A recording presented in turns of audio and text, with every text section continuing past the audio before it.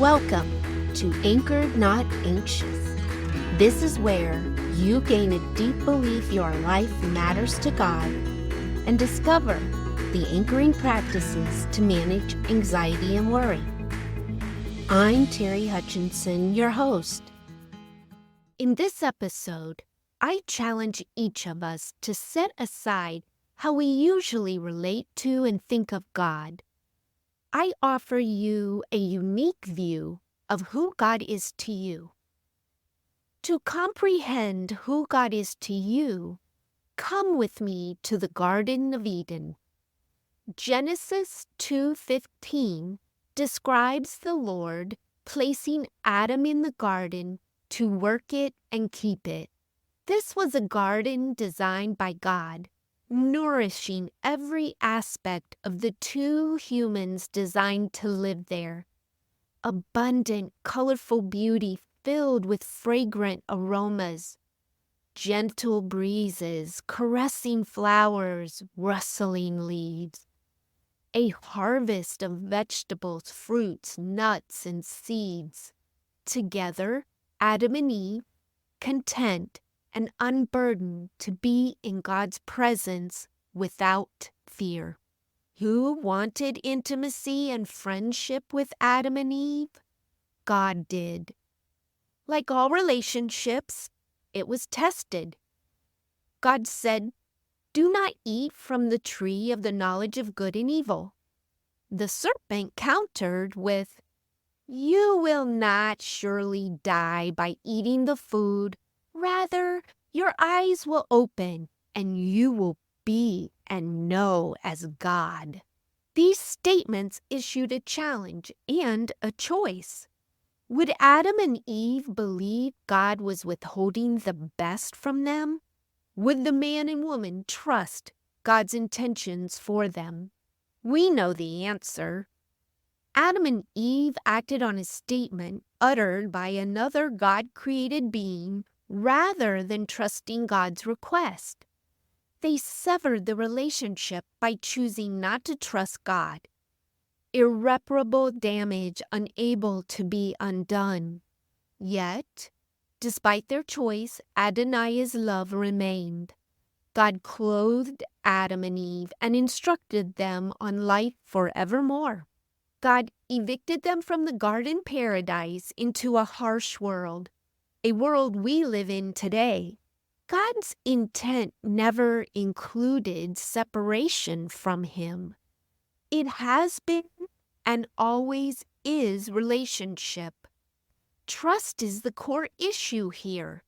Adam and Eve did not trust God's motives.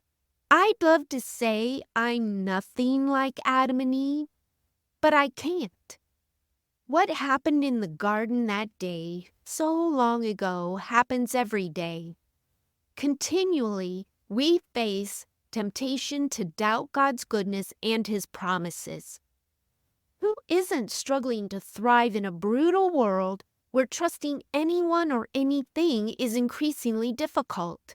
Relying on God's character is the starting point for trusting Him on both the best and worst days.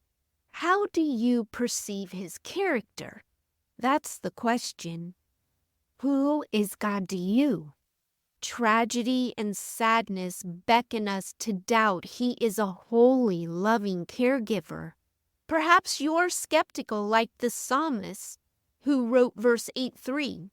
When you look at the night sky and see the work of God's fingers, the moon and the stars He set in place, what are mere mortals that He should think about us human beings, that God should care for us? I suspect you wonder why He's mindful of you. I do. The psalmist who asks the question answers it as well. God made humans a little lower than the heavenly beings and crowned Him with glory and honor. Zephaniah 3:17 says, Adonai takes great delight in you. God rejoices over you with joyful song. In John 14:27, Jesus says, I'm leaving you with a gift, peace of mind and heart. And the peace I give is a gift the world cannot give. So don't be troubled or afraid. Why does God rejoice over us, take delight in us, and care that we have peace of mind and heart? Because this is His character. This is His intent, love. We might think about it this way. Nothing created by God can give God what humans can. The stars and galaxies can't love God. The animals do not gather in His name to worship. Nature has no free will.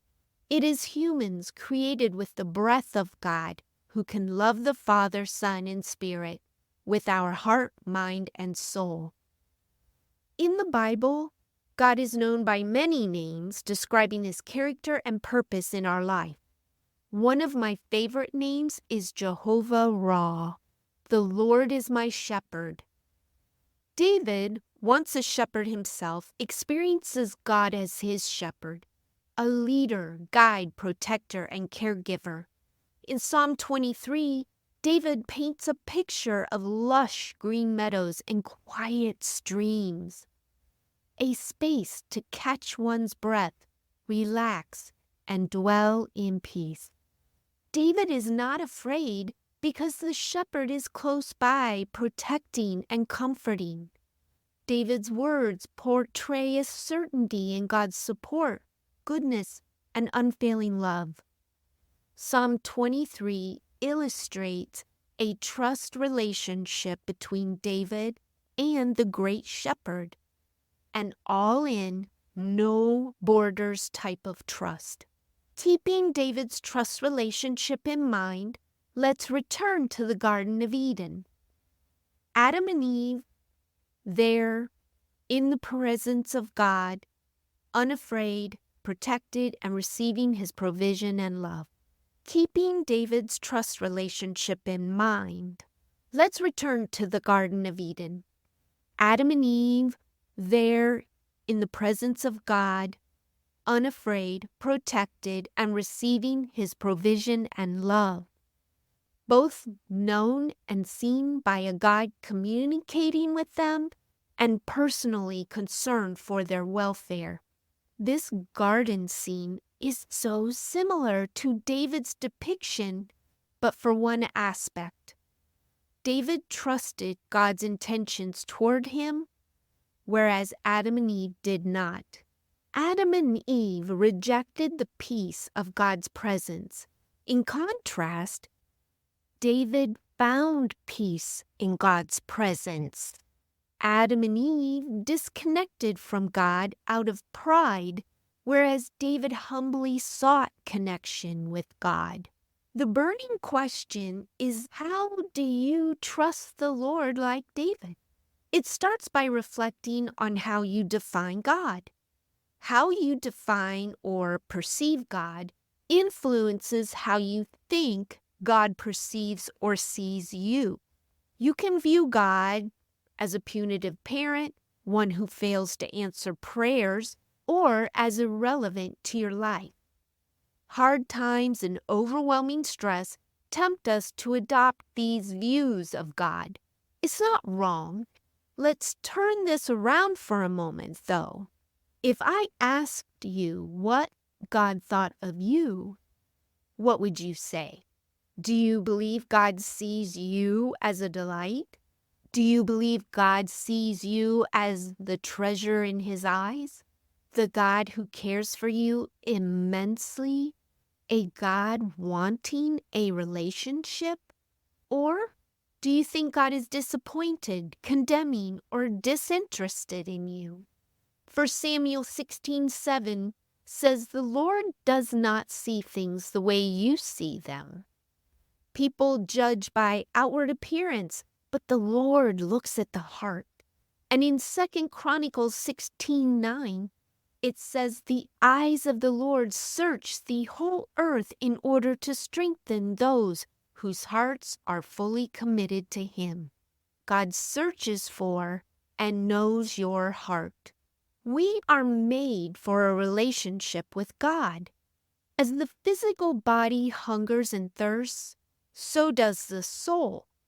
We try to feed a spiritually starved soul with activities, career goals, striving, noise, but these cannot satisfy.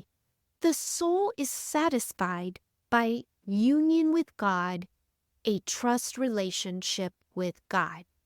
Even still, the worry and anxiety can threaten and rock you. This is why we go deeper in our knowing God. Worry and anxiety is why I've anchored myself to Him. Because of worry and anxiety, I have forged my anchor from trust in God's promises and embedded it in God, the rock.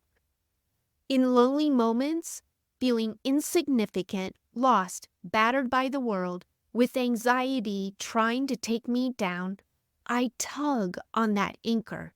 Why? To pull me back into His peace and to settle my mind.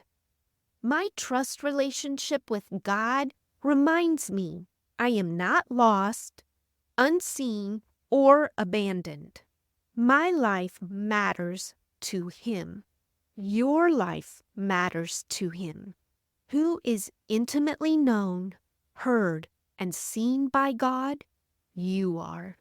On the podcast website, you'll find 2 reflection worksheets. Who is God to you, and who are you to God? I developed these as well as a list of reflection verses for meditation. I challenge you to dive into discovering God in a new and relational way. Thank you for listening. Until next time.